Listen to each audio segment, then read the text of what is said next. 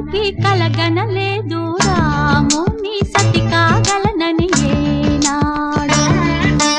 రాముడు అనుకోలేదు జానకి పతి కాగలనని ఆనాడు. ఆనాడు ఎవరు అనుకోనిది ఈనాడు మనకు నిజమైనది.